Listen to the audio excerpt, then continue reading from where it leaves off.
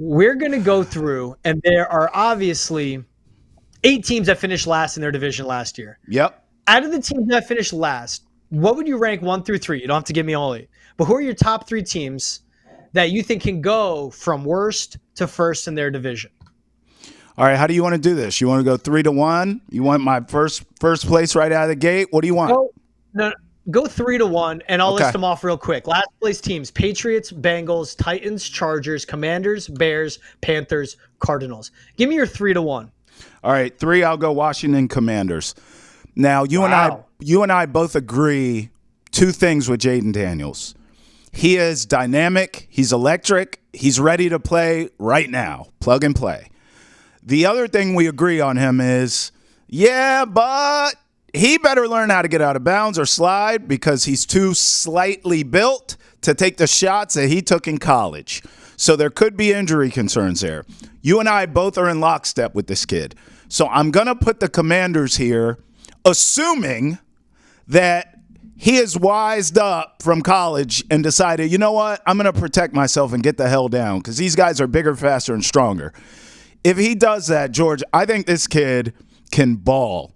And unlike the Bears, who I do love, I do not think the Bears are going to win that division because that division's too tough. Detroit, I think, is going to be in the Super Bowl this year. They should have been in it last year. I think they get to the Super Bowl this year. And I and you both believe in Jordan Love and the Packers. So that's a tough road to travel for the Bears.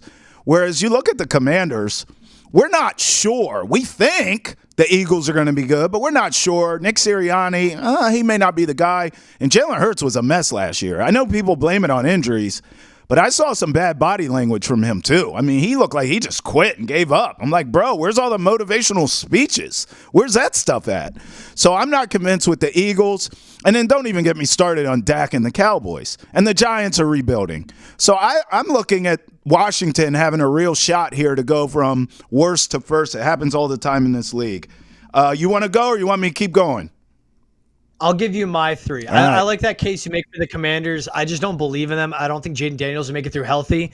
But the path you have laid out, that's what adds up to here. That'll be my number 1.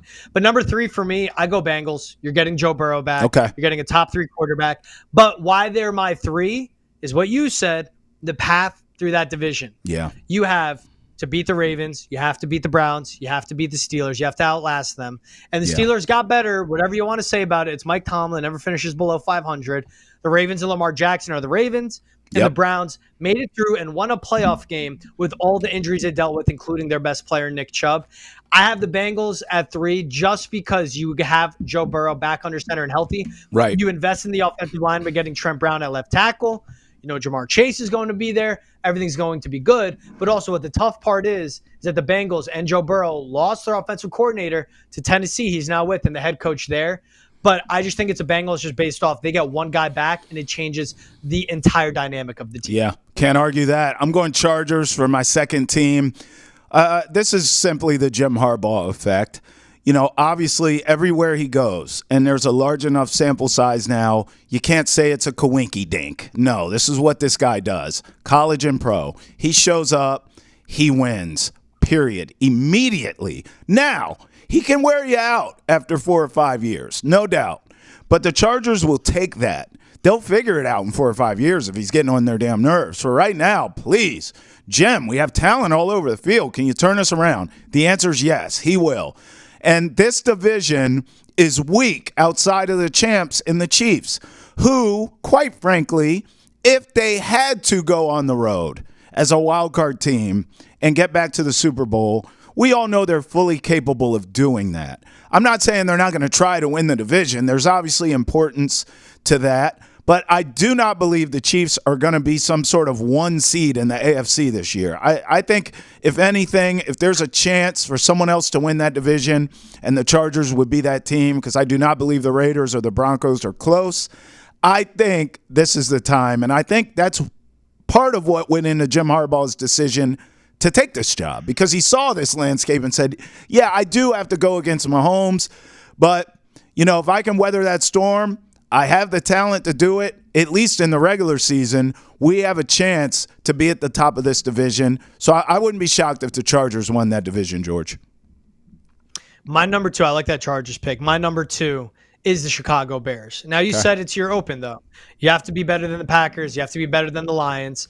Both are premier teams in the NFC. The Vikings have that question mark. We don't know what they're doing with their quarterback. But because of the situation that Caleb Williams is stepping into, where this team was bad last year, but it was because they couldn't get it right with their offensive system and their quarterback. You get Shane Waldron in as your offensive coordinator, instant upgrade. Go out and sign Keenan Allen, who just had a career year for the Chargers as their wide receiver one, but now plays with DJ Moore, with Rome Odunze as a rookie as well, Keenan Allen himself, Cole Kmet, Gerald Everett, DeAndre Swift out of the backfield. Oh, and by the way, you got Caleb Williams with two great offensive tackles, and you don't have to worry about your defense because your head coach takes care of that. This team had the number one overall pick, but it was because the Panthers were terrible, and that was a pick they had in that, right? Give me the Bears as my second best to win their division, go from worst to first. I would not be completely surprised if they won the division. But this also, when you go into this consideration, maybe something happens with the Lions that get derailed. Maybe the Packers in that defense with a first-year defensive coordinator now there, maybe they're not ready with Jeff Hafley coming from Boston College to be the DC of the Packers. Defense has always been the question. They're up in Green Bay. Yeah. But the Bears as a roster, we've seen the foundation laid down. I have the Bears as my second most likely team to go from worst to first. All right, my number one team, you said it. I think there were three on your list. Welcome to the jungle. I think the Bengals. Look, I have two teams this year I'm so high on, and I think either one of them could be the number one seed in the AFC. Number one, and you know this because you always SMH when I say this, I think the Dolphins, because of their system, their coach, and they feel like a regular season team. I don't believe in them going to the Super Bowl, but I think they could be a number one seed. And then I think the Bengals. And the only trepidation I have is Avi. It's the health of Joe Burrow.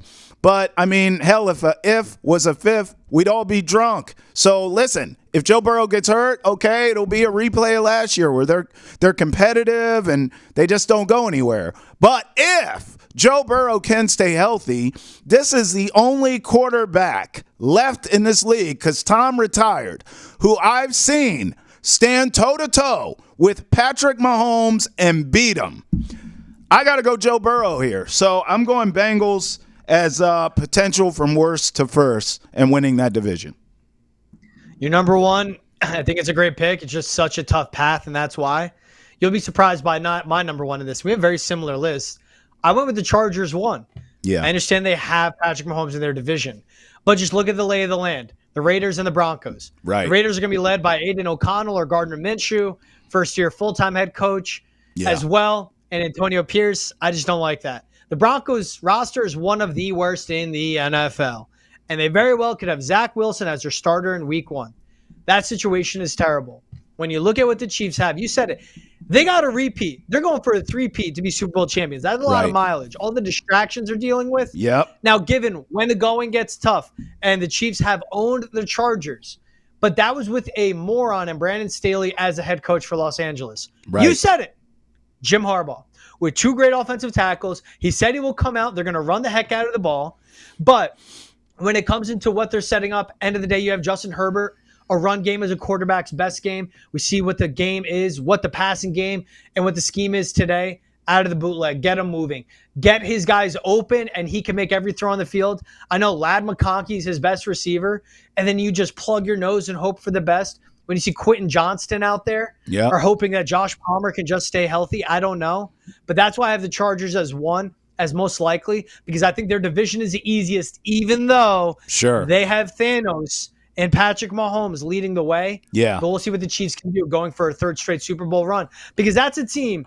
They don't care for division wins. They can get in as a wild card team, and they can make a run, because we know what they did in the postseason this last year. All right. And we did open this combo talking about Trevor Lawrence. The Jaguars are one of 5 teams in the NFL to never have an MVP winner. We got a quick one here, Trav. Texans, Cardinals, Jaguars, Buccaneers, Saints. Out of the 5 teams that have never had an MVP winner, rank them in order and just give me your 1 through 5. Who do you think will have an MVP first? You got to go CJ Stroud and the Texans. I'm going to give him the edge over Trevor Lawrence, who I have second. Both of these guys are dynamic enough to be number one on this list, though. Outside of that, I don't really feel as though any of these other candidates are realistic. I think this is between Lawrence and Stroud. I'll go Stroud because I think he's further along in his development, which is kind of mind-blowing, seeing as how he's only been around one season. He also has a ton of weapons. Trevor Lawrence does not. But I'll go Trevor Lawrence, too, because we understand potential. That's why he got paid. We're just still waiting on it for him to live up to it. 3, I'll go Cardinals with Kyler Murray. He's going to always probably have the numbers to be in these kind of conversations, but he's not a great leader. So if he has the numbers and the Cardinals are able to get a playoff spot in the wide-open NFC, George, Kyler could have a case. 4, I'll go Baker Mayfield and the Bucks. Clearly, we've seen he can play. The Bucks are a real team. I think they'll be in the playoffs. Baker Mayfield will be in the conversation. And then the Saints I have in last place, and just call them the Aints, as in this ain't happening, because they don't have a soul on the roster who can win an MVP. Thank you very much. The floor is yours. Just flip my 2 and you flip your 2 and 3, and that's why I got the same list. Texans, CJ Stroud, Bobby Slowick. That receiving core, I think Stroud will be great. I have the Cardinals too. I just think Kyler's more dynamic and maybe they have more options. Like, how can you tell me Marvin Harrison Jr. can't potentially be an MVP winner one season? We seen what Tyreek Hill was. He was in the conversation, and then he got injured, and then the offense kind of fell off. But I can see Marvin Harrison, so I think the Cardinals have options. Trevor Lawrence, Jaguars 3. The Buccaneers, I just don't think they have anyone on this current roster that can be an MVP, but it is, who we have on this list. And the Saints 5th, I mean, to me, it's the biggest shock that they're on this list because if you said, hey, Drew Brees won an MVP and just left it at that, I'd go, yeah, sounds right.